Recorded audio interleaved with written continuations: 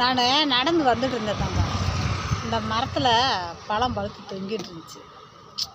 ஐயோ அழகாக இருக்கே இந்த பழம், நம்ம பொறிச்சு சாப்பிடுவோம் அப்படின்னு சொல்லி தாங்க நான் பொறிச்சு சாப்பிட்லான்ட்டு பொறிச்சிட்டேன். பொறிச்சு கொஞ்சம் பிச்சு சாப்பிட்டுக்கிட்டே இப்படி மேலே பார்த்தேன். ஆனால் இந்த நான் பொறிச்சு சாப்பிட்டுட்டு இருக்க பழத்தை காட்டிலும் மேலே ஒரு அழகான பழமாக இருந்துச்சு. ஐயோ நல்லா இருக்கு அந்த பழம், அதை பிடுங்காமல் நம்ம இதை பிடுங்கிட்டோமே, இப்படி நம்ம ஏமாந்துட்டோமே அப்படின்னு சொல்லிட்டு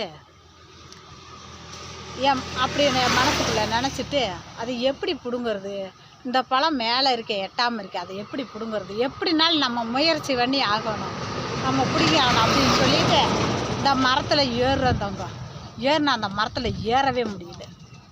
ஏற மாட்டாப்புல எப்படியோ கஷ்டப்பட்டு அப்படி இப்படின்னு ஏறி கை கால் உடம்பு மனசு எல்லாமே புண்ணாகி போய் அப்படி இருந்து விடாமல் அந்த மரத்தில் ஏறி அந்த பழத்தை கடைசியில் பொறிக்கலான்னு சொல்லிட்டு இப்படின்னு எடுத்து இப்படின்னு பொறிச்சு அப்படின்னு தொட்டதான் தாங்க அப்படியே பொத்துன்னு கையில் விழுந்துருச்சு. என்னடா தொட்டனே கையில் விழுந்துருச்சு, இன்ன வரைக்கும் இப்படி தொங்கிடுச்சு, தொடமே கையில் விழுந்துருச்சு அப்படின்னு பார்த்தா அந்த பழம் அழுகி போய் அப்படியே தொங்கிட்டு இருக்கு. கையில் விழுந்தோடனே அப்படியே கையில் அப்படி தொட்டனே அப்படியே கொலன்னு ஆகி கையில் புழுவாயிருச்சு. இங்கேருந்து இவ்வளோ கஷ்டப்பட்டு மனசளவில் காயமாகி நான் மேலே போய் கடைசியில் அந்த பழம் அழுகி போனது மாதிரி ஆயிடுச்சு, புழுவாயிருச்சு.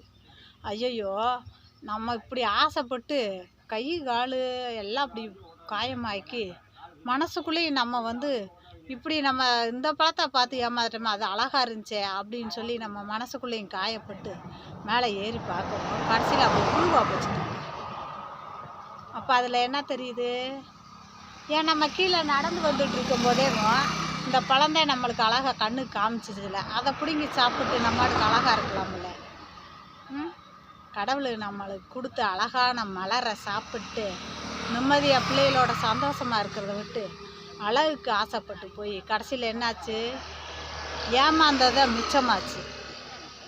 அதனால் வாழ்க்கையாக இருந்தாலும் சரி, நம்ம இனிமேல் லவ் பண்ணிகிட்டு இருக்கவங்களா இருந்தாலும் சரி, வாழ்க்கையாக இருந்தாலும் சரி, எந்த இதாக இருந்தாலும் கிடைச்சதை வச்சு வாழுங்க. கிடைக்காத ஆசைப்பட்டு போனால் நம்ம மனசளவு காயப்பட்டு நம்ம வந்துடணும். அதனால் யாரும் இப்படி ஏமாந்து போகாதீங்க. நம்மளுக்கு ஃபஸ்ட்டு கிடைச்ச மலரே நம்மளுக்கு பொக்கிஷம் அப்படின்னு சொல்லி வாழுங்க. பாய்.